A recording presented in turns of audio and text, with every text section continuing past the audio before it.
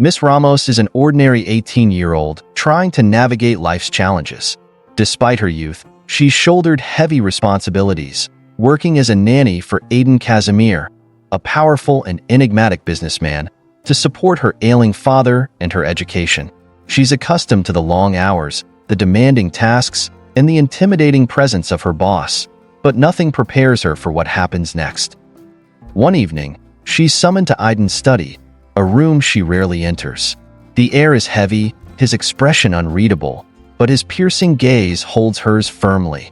Without preamble, Aidan slides a blank contract across the desk and drops a bombshell. "Name your price, just so you agree to marry me, Miss Ramos." The words hit her like a thunderbolt. Her heart races as confusion and disbelief swirl within her. Marriage? To her boss? It feels like an absurd joke, but the serious glint in his eyes tells her otherwise. "Sir Aidan, I'm not for sale," she stammers, clutching her hands tightly to hide their trembling. "Then say yes or no, and let's move on." His voice is calm, cold, and devoid of emotion, as if he's discussing a mere business transaction rather than a life-altering proposal. Miss Ramos hesitates, her mind spinning. She's only 18, with dreams of finishing her studies and building a future, yet the mention of her family's financial struggles gnaws at her resolve. Aidan presses further, upping the stakes. 2 million pesos. I'll pay for your father's treatment and ensure you finish college. Her breath catches. The sheer magnitude of the offer is staggering. Her family has always struggled to make ends meet, and this could be the answer to their prayers. But at what cost?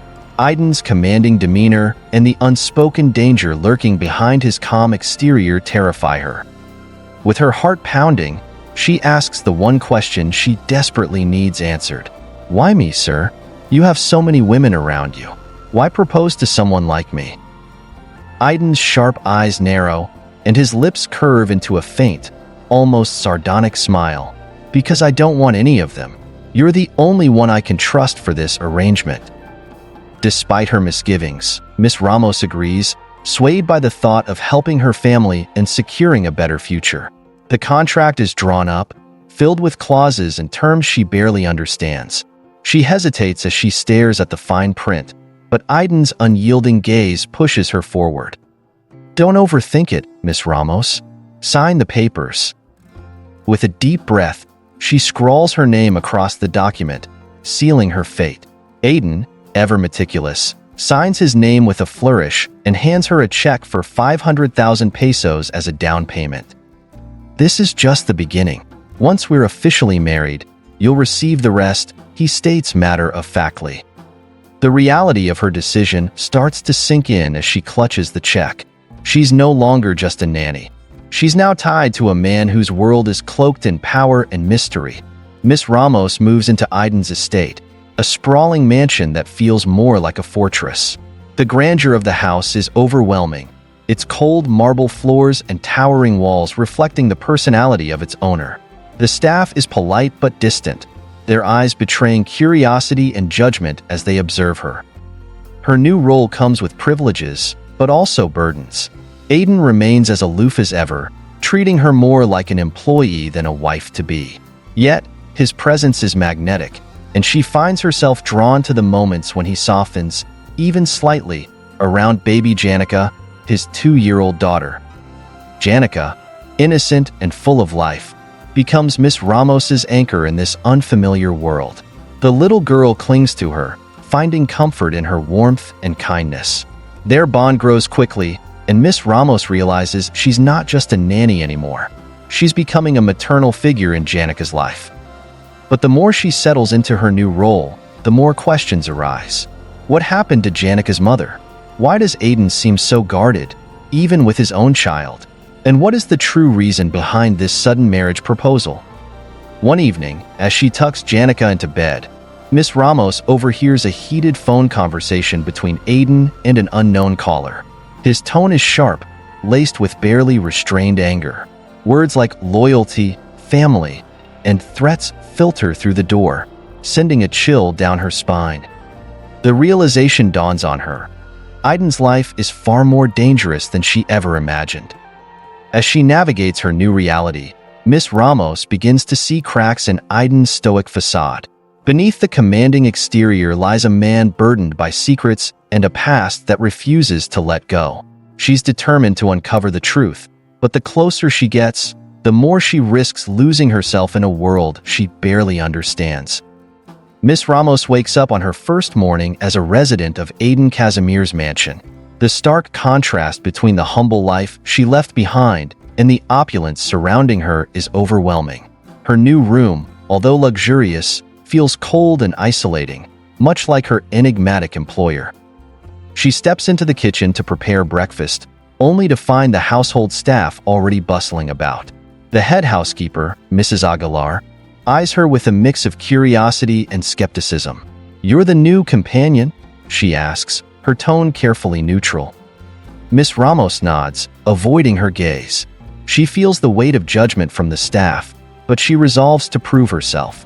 As she spends the day tending to baby Janica, she finds solace in the child's innocent laughter. Janica's warm embrace and sweet giggles ease the tension in her chest, reminding her why she agreed to this arrangement. Later that evening, she encounters Aidan in the library. He's seated behind a massive oak desk, his dark eyes scanning a thick stack of documents. The air between them is tense, unspoken questions lingering.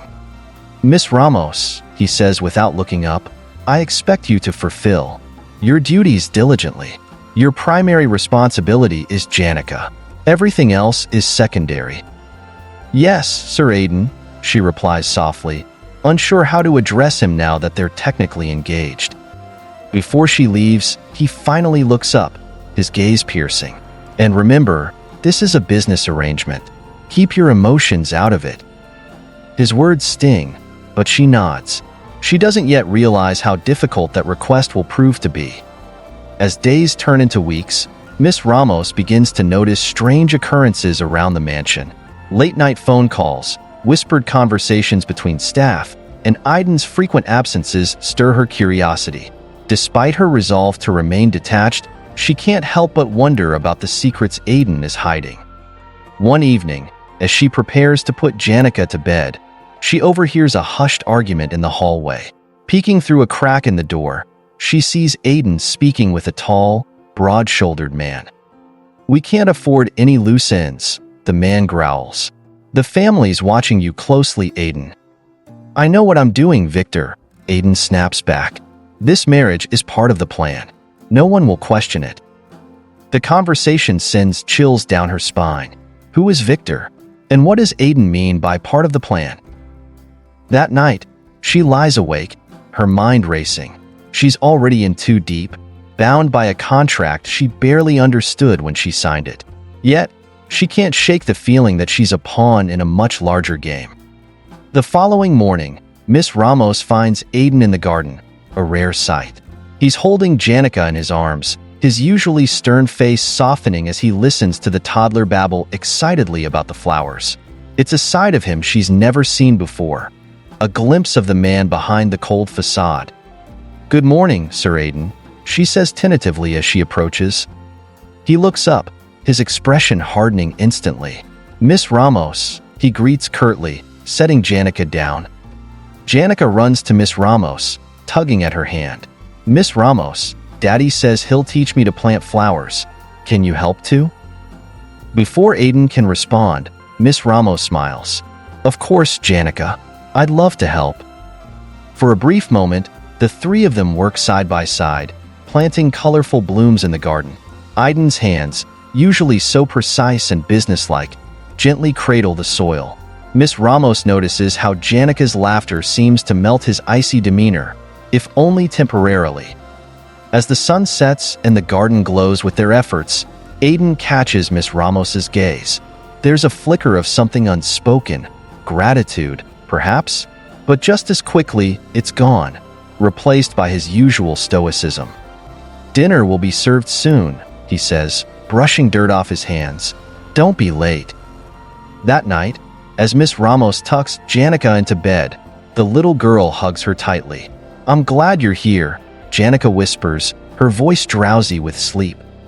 Miss Ramos feels a lump in her throat. Despite the mystery and danger surrounding Aidan, she's determined to protect Janica. Whatever secrets the Kazimir family hides, she vows to shield the child from harm. Miss Ramos grows increasingly curious about the enigmatic world she stepped into. The mansion, though lavish, carries an air of secrecy. The staff's whispers die as she enters a room, and Aidan's frequent absences fuel her suspicion. One evening, while organizing baby Janica's toys, she notices a framed photo hidden behind a pile of books on a shelf. It's a family portrait, but the woman standing beside Aidan is unfamiliar. Her beauty is striking, her smile warm. Could this be Janica's mother? Her thoughts are interrupted by a sharp knock on the door. Aidan enters, his expression unreadable. "Miss Ramos," a word. She follows him to his study, where he gestures for her to sit. He leans against his desk, arms crossed. "There are things about my life that don't concern you," he begins, his tone cold but firm. "You're here to care for Janica and fulfill your role in this arrangement. Nothing more." Miss Ramos nods, suppressing the questions swirling in her mind. But as Aidan's gaze softens briefly, she senses he's grappling with something deeper. That night, she dreams of shadows and whispers, as if the mansion itself is trying to tell her a story she's not yet ready to hear. The tension between Miss Ramos and Aidan reaches a breaking point during a dinner party hosted by the Kazimir family. The event is grand, with powerful figures from the underworld mingling amidst chandeliers and fine wine. Miss Ramos feels out of place in her borrowed gown, her every move scrutinized by sharp eyes. Aidan stays by her side, his hand resting possessively on her back. "Smile, Miss Ramos," he murmurs. "They're watching us." She forces a smile, but her nerves are frayed. Throughout the evening, she overhears snippets of conversations hinting at Aidan's dangerous affiliations. Words like alliances, betrayals, and territories make her skin crawl. At one point, an older man approaches, his eyes gleaming with curiosity. "This is the fiancé?" he asks Aidan, his tone dripping with skepticism. "Yes," Aidan replies smoothly, pulling her closer. "Miss Ramos has been a steadying influence in my life." The man chuckles darkly. "Let's hope she can handle the storm that's coming." After the party, Aidan escorts her back to her room. She confronts him, unable to hold back any longer. "Who are you really, Sir Aidan? And what am I to you?" He pauses, his hand on the doorknob. "You're someone I need," he admits, his voice barely above a whisper. "But don't dig too deep, Miss Ramos. Some truths are better left buried." His words haunt her, leaving her more determined than ever to uncover the secrets he's hiding. Miss Ramos's growing curiosity leads her to explore the mansion's off-limits areas. One afternoon, while Aidan is away on business, she ventures into the East Wing, a section of the house shrouded in mystery. She finds a locked door but notices the key hanging. On a nearby hook, with trembling hands, she unlocks it and steps inside. The room is dimly lit, filled with documents, maps, and photographs pinned to a corkboard. It's a makeshift command center, and the pieces start falling into place. Aidan isn't just a wealthy businessman. He's deeply entrenched in the criminal underworld. The photos on the board depict meetings, targets, and surveillance. Among them is a picture of her, taken without her knowledge. Her blood runs cold as she realizes she's not just a participant in this arrangement. She's being watched. Before she can process everything, the sound of footsteps echoes down the hallway. Panic grips her as she hurriedly locks the door and retreats to her room. That evening, Aidan's demeanor is colder than usual. Over dinner, he watches her intently, as if sensing her unease. "Did you enjoy your afternoon, Miss Ramos?" he asks, his tone casual but laced with suspicion. "Yes, sir," she replies, avoiding his gaze. He leans forward, his eyes narrowing. "Stay out of places you don't belong. That's your only warning." The threat is clear, but Miss Ramos's resolve hardens. She knows she's stumbled upon something dangerous, but she can't shake the feeling that uncovering the truth is the only way to protect herself and Janica. The days following the dinner party are strained. Aidan's demeanor grows colder, and Miss Ramos feels the weight of his looming presence. Her role as both Janika's caregiver and Aidan's supposed fiancé feels like a precarious tightrope walk. One evening, while putting Janika to bed, the little girl innocently asks, "Miss Ramos, will you stay forever?" The question catches her off guard, and she struggles to find the right words. "I'll stay as long as you need me, sweetie," she whispers, kissing Janika's forehead. After leaving Janika's room, Miss Ramos encounters Aidan in the hallway. He's leaning against the wall, his tie loosened, his expression uncharacteristically weary. "She likes you," he says abruptly, his voice softer than usual. Miss Ramos hesitates. She's a sweet child. She deserves all the love in the world. Aidan's gaze darkens. "Love isn't something I can afford to give, Miss Ramos. Not in my world." For a moment, she glimpses the cracks in his armor, the weight of the life he leads. But before she can respond, he straightens and walks away, leaving her with more questions than answers. Miss Ramos's curiosity continues to grow, and she begins piecing together snippets of information from the staff and her own observations. One afternoon, while tidying Aidan's office, she discovers a leather-bound journal tucked away in a drawer. She knows she shouldn't, but the temptation is too strong. Flipping through the pages, she finds meticulous notes about business deals, alliances, and enemies. One name stands out, Victor. She remembers the man from the hallway conversation and realizes he's more than just an associate. He's a key player in Aidan's dangerous world. Before she can read further, Aidan's voice startles her. "Looking for something?" She spins around, the journal clutched in her hands. His expression is unreadable, but his eyes are sharp. "I was just cleaning," she stammers, placing the journal back in the drawer. Aidan steps closer, his presence overwhelming. "Be careful where you tread, Miss Ramos. Curiosity can be deadly." His warning sends chills down her spine, but it also fuels her determination. She knows she's in over her head, but she can't ignore the sense that uncovering the truth is her only chance at survival. Chapter 12. A Night of Revelations. The tension between Miss Ramos and Aidan reaches its peak during a thunderstorm. The power flickers, casting eerie shadows throughout the mansion. Janika is terrified, clinging to Miss Ramos as the wind howls outside. Aidan finds them huddled together in Janika's room. Without a word, he picks up his daughter and cradles her in his arms, his protective instincts on full display. "She's scared," Miss Ramos says softly, watching the rare tenderness in his movements. "So are you," Aidan replies, his gaze locking onto hers. For a moment, the storm outside seems to mirror the storm brewing between them.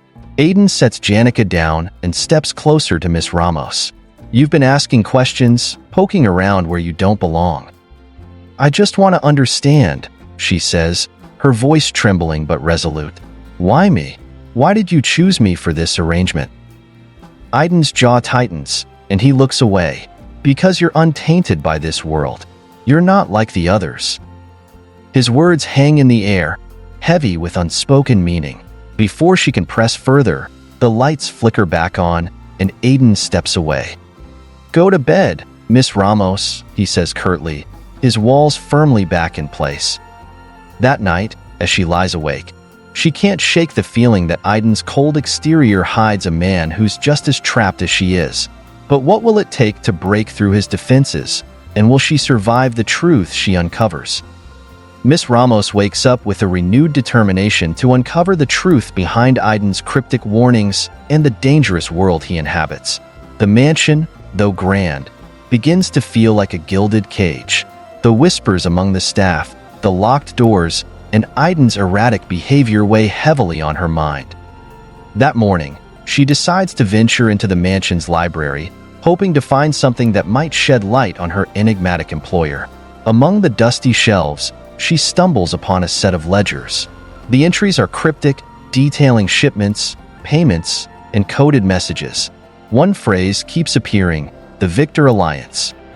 Her heart races as she pieces together fragments of Aidan's life. It's clear he's not just a wealthy businessman, but deeply entrenched in an underground empire. Suddenly, the sound of approaching footsteps makes her freeze. She hurriedly places the ledger back and pretends to browse the books. Aidan enters, his sharp gaze immediately locking onto her. "Enjoying the library, Miss Ramos?"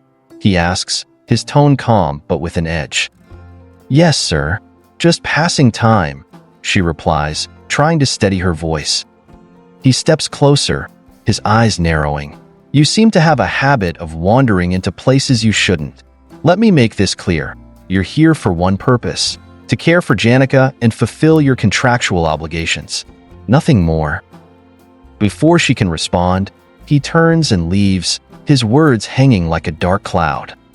A few days later, Aidan announces he'll be hosting a private gathering at the mansion. The event is formal, with influential figures from various walks of life attending. Miss Ramos is instructed to keep Janica occupied and out of sight, but her curiosity gets the better of her.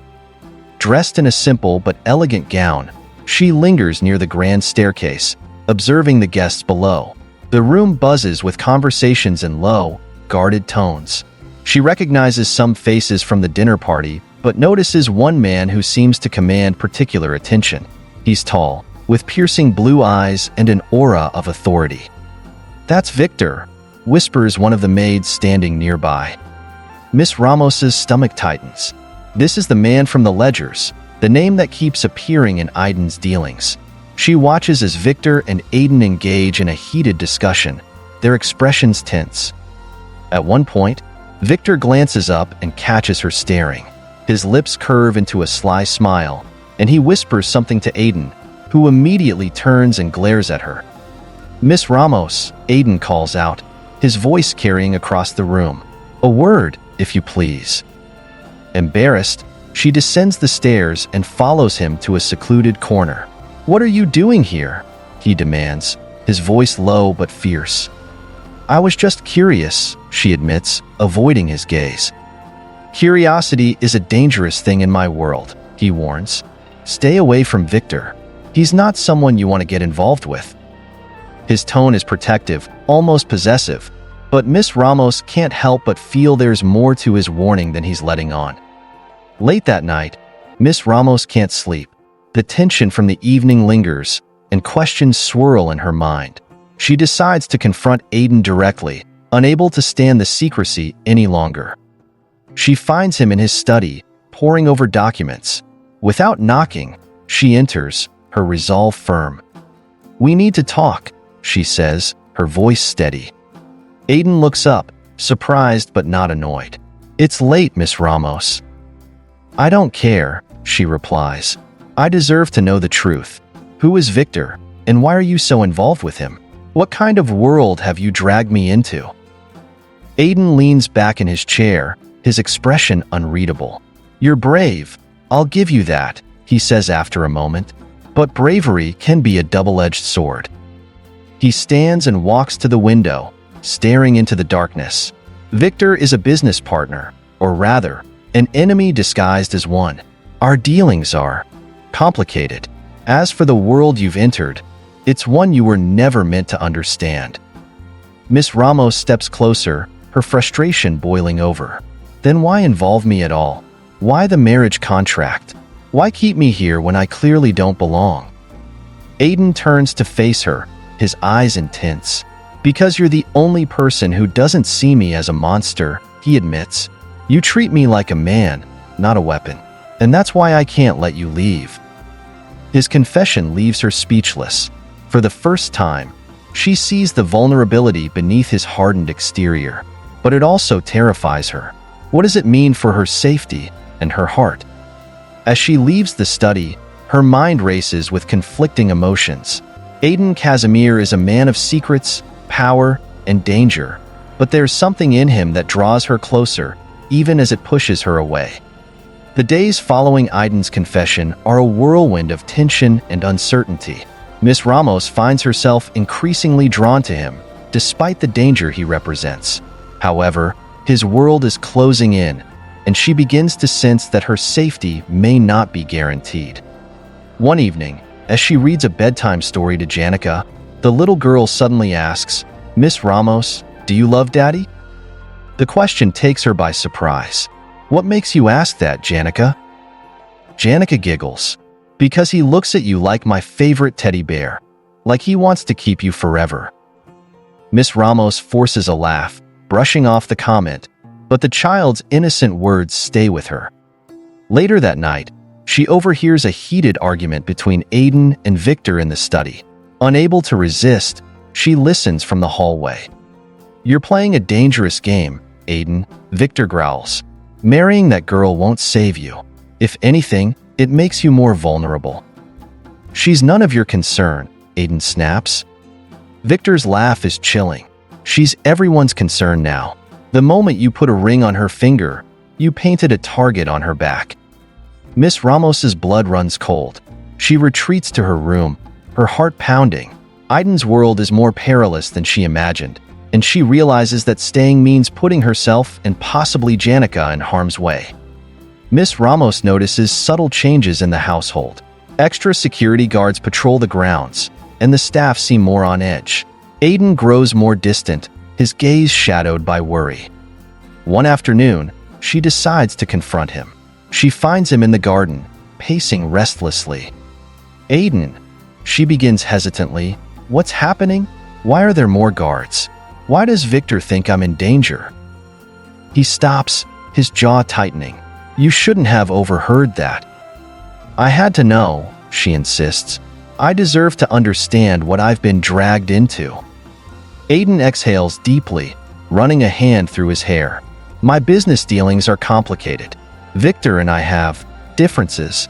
He sees you as a liability because you represent something he can't control, me. So, I'm a pawn in your power struggle?" she asks, hurt, evident in her voice. "You're more than that," he says quietly, "but I can't explain everything. Just trust me. I'll protect you." Miss Ramos wants to believe him, but doubts gnaw at her. Trusting Aidan feels like walking a tightrope over a pit of vipers. One stormy night, Miss Ramos is awakened by the sound of shattering glass. She bolts upright, her heart racing. Moments later, the mansion's alarm blares and chaos erupts. Terrified, she rushes to Janica's room, finding the little girl crying. "It's okay, sweetie," she soothes, scooping her up. "We're going to find your daddy." As they make their way down the hallway, armed guards rush past them, shouting orders. Miss Ramos clutches Janica tightly, fear coursing through her. They reach the study, where Aidan is barking commands into a phone. His eyes widen when he sees them. "What are you doing here?" he demands. "I didn't know where else to go," she admits. He softens, reaching for Janica. "Stay here," he orders. "Both of you. Don't move until I come back." Before she can protest, he disappears into the chaos. Miss Ramos holds Janica close, whispering reassurances she doesn't believe herself. After what feels like an eternity, Aidan returns, his suit disheveled and his face grim. "It's over," he says, though his tone suggests otherwise. "What happened?" she asks. "An attempted breach," he replies curtly. "Nothing I couldn't handle." But his eyes tell a different story, one of exhaustion and fear. As he escorts them back to their rooms, Miss Ramos can't shake the feeling that this is only the beginning. Later, she finds herself unable to sleep. She goes to the study, finding Aidan nursing a glass of whiskey. "You're putting yourself at risk for me," she says, her voice trembling. "Why?" He looks at her, his gaze intense. "Because I can't lose you," he admits. The raw emotion in his voice takes her breath away. For the first time, she sees the man behind the facade, the man who, despite his power and ruthlessness, is vulnerable. But vulnerability in his world is a dangerous thing, and she knows their connection could be their undoing. Miss Ramos's life becomes increasingly complicated as the fallout from the breach lingers. Aidan's demeanor hardens further, and the mansion is fortified like a fortress. Guards are everywhere, but the tension in the air feels suffocating. One morning, while tidying Janica's room, Miss Ramos stumbles upon a photograph hidden under the child's pillow. The picture is old and frayed, depicting a younger Aidan with a beautiful woman holding a baby. Her heart skips a beat. Could this be Janika's mother? She tucks the photo into her pocket, deciding to confront Aidan later. However, before she gets the chance, Victor arrives unannounced at the mansion. Aidan's fury is immediate. "What are you doing here without warning?" he demands as Victor steps into the grand hall. "I thought we were past formalities, Aidan," Victor replies smoothly, his icy blue eyes scanning the room. His gaze lands on Miss Ramos, and his smile turns predatory. "This must be the infamous Miss Ramos," Victor says, stepping closer. "The woman causing all this chaos." Miss Ramos stiffens, but Aidan steps between them. "Leave her out of this," he growls. Victor chuckles. "Relax, old friend. I'm just curious. You've risked everything for her. She must be special." Aidan's fists clench, but he says nothing. The tension between the two men is palpable, and Miss Ramos can't help but feel like a pawn in their power struggle. Later that night, unable to sleep, Miss Ramos ventures into the study. She places the photograph she found on Aidan's desk and waits for him. When he enters, his expression darkens at the sight of the photo. "Where did you find this?" he asks coldly. "In Janika's room," she replies, her voice soft. "Who is she, Aidan?" He hesitates, his jaw tightening. Finally, he sits down, the weight of the past evident in his eyes. "Her name was Isabella," he begins. "She was Janika's mother and someone I once loved deeply." Miss Ramos listens as Aidan recounts his tumultuous relationship with Isabella. She was the daughter of a rival mafia boss, and their union was as dangerous as it was passionate. When Isabella became pregnant with Janika, their world turned upside down. "She wanted to leave this life behind," Aidan says, his voice tinged with regret. "But it's not that simple. She tried to run, and she paid the price." Miss Ramos's heart aches at the pain in his voice. "What happened to her?" she asks gently. "She was killed," Aidan replies, his eyes cold and distant, "by the very people who claimed to protect her." The revelation leaves Miss Ramos reeling. Aidan's guarded nature suddenly makes sense, as does his desperation to shield her from his world. "I won't let the same thing happen to you," he says, his voice firm. The following days are a whirlwind of activity as Aidan prepares for a critical meeting with Victor and other powerful figures in the underworld. The stakes are high, and Miss Ramos senses his growing anxiety. One evening, as she sits with Janika in the garden, Aidan joins them. He watches them in silence for a moment before speaking. "I need to ask you something," he says, his tone uncharacteristically soft. Miss Ramos looks up, her heart pounding. "What is it?" He takes a deep breath. "I need you to come with me to the meeting tomorrow." She's taken aback. "Why? What could I possibly do there?" "You'll be my anchor," he admits. "Having you there will remind me what I'm fighting for." His vulnerability surprises her, and despite her fear, she agrees. The next evening, dressed in a simple but elegant gown, Miss Ramos accompanies Aidan to the meeting. The location is a sprawling estate owned by one of Victor's allies. The air is thick with tension as powerful men and women gather, their faces masked by polite smiles that hide their deadly intentions. Victor greets them with his usual smirk. "Ah, Aidan and Miss Ramos, how delightful." Aidan's hand tightens around hers as they navigate the treacherous waters of the meeting. Miss Ramos can feel the undercurrents of hostility and ambition swirling around them. At one point, Victor approaches her while Aidan is momentarily distracted. "You're brave, Miss Ramos," he says, his tone mocking. "But bravery can be a dangerous thing." She meets his gaze, refusing to be intimidated. "I'm not afraid of you." Victor chuckles. "You should be. Aidan can't protect you forever." Before she can respond, Aidan returns, placing a protective arm around her. "Stay away from her," he warns Victor. The rest of the evening is tense, but they manage to leave unscathed. As they return to the mansion, Aidan turns to her. "Thank you for coming. I know it wasn't easy." "It wasn't," she admits, "but I trust you." Her words seem to touch him deeply, and for the first time, she sees a glimmer of hope in his eyes. The aftermath of the meeting leaves both Aidan and Miss Ramos on edge. Despite the facade of diplomacy, Miss Ramos can feel the unspoken threats lingering in the air. Aidan becomes even more protective, assigning guards to shadow her every move, though she finds little comfort in their presence. One evening, Miss Ramos is startled by a knock at her door.